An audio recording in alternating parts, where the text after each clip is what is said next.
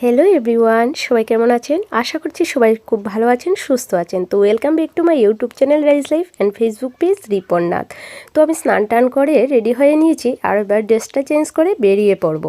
তো বন্ধুরা, আজ আমরা বেরিয়ে পড়েছি নবদ্বীপ দর্শন করার জন্য। নবদ্বীপের যেগুলা রহস্যময় মন্দির আছে, সেই মন্দিরগুলো আমরা দর্শন করব।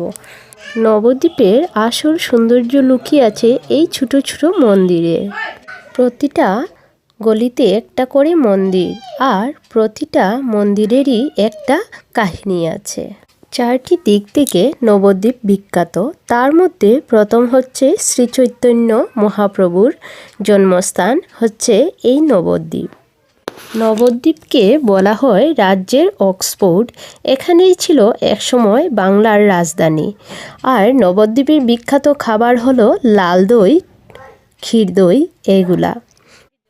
মহাপ্রভুর জন্মের আগে নবদ্বীপ ছিল বাংলার রাজধানী। শিক্ষা, বিদ্যাচর্চা, সংস্কৃত এবং শাস্ত্রচর্চার এক পীঠস্থান ছিল এই নবদ্বীপ। আচ্ছা, এই গুহার ভিতরে প্রবেশ করলাম এখন আমরা।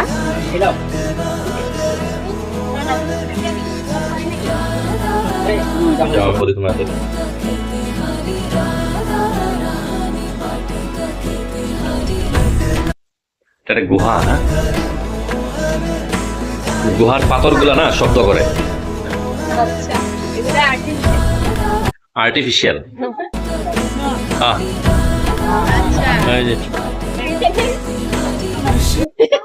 मछली है, मछली जलकर आनी है। हेलो हेलो मैं कहाँ दड़ाओ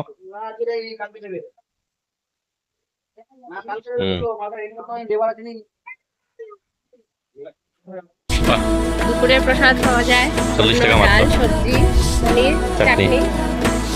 চাটনি।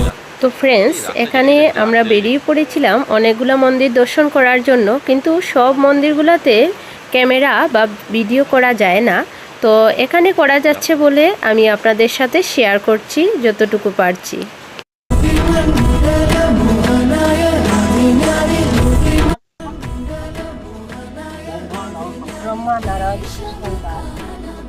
ब्रह्मा और नारद संवाद।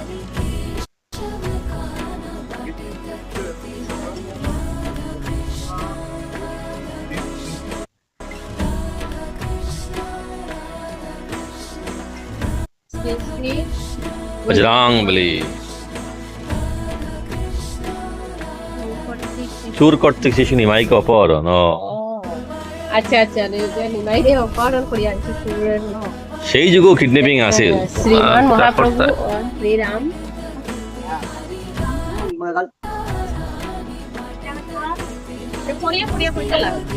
জঙ্গলে পশু পক্ষীর সঙ্গে শ্রীমান মহাপ্রভু।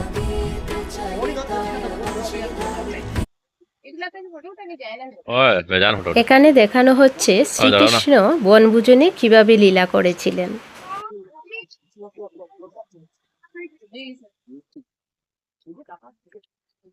এই যে ছয় গোস্বামী, যে আবার দেখো সনাতন গোস্বামী, এই ছয় গোস্বামী ব্রজ হইল বাস। এই যে রূপ রূপ গোস্বামী, রঘুনাথ দাস গোস্বামী, গোপাল ভট্ট গোস্বামী, রঘুনাথ ভট্ট গোস্বামী,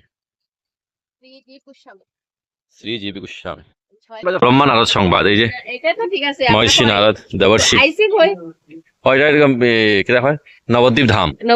কিছুদিন আগে আমরা শ্যামকুণ্ড রাধাকুণ্ডে গেছিলাম, আজকে আবার আর্টিফিশিয়াল দ্বারা বানায় শ্যামকুণ্ড রাধাকুণ্ড।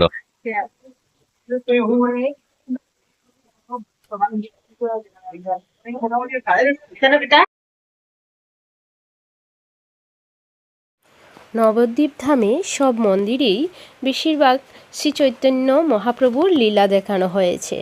তো এখানে কোথাও কোথাও রাধাকৃষ্ণ, কোথাও শিব, কোথাও মা কালী, আর সব মানে ভগবানেরই লীলা আছে।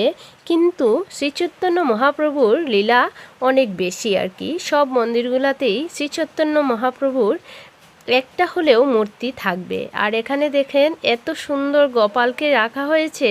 আর এই যে নরসিংহ ঠাকুর আছেন। তারপর এই যে দেখতে পাচ্ছেন গোপালকে কি সুন্দর দুলনা দুলানো হচ্ছে, তো আমরাও একটু দুলিয়ে নিলাম গোপাল সোনাকে। গোপাল সোনাকে দেখে কি আর বলবো, ওনাকে দেখে মনে হচ্ছিল গড়ে নিয়ে আসার জন্য, এতটাই ভালো লাগছিল।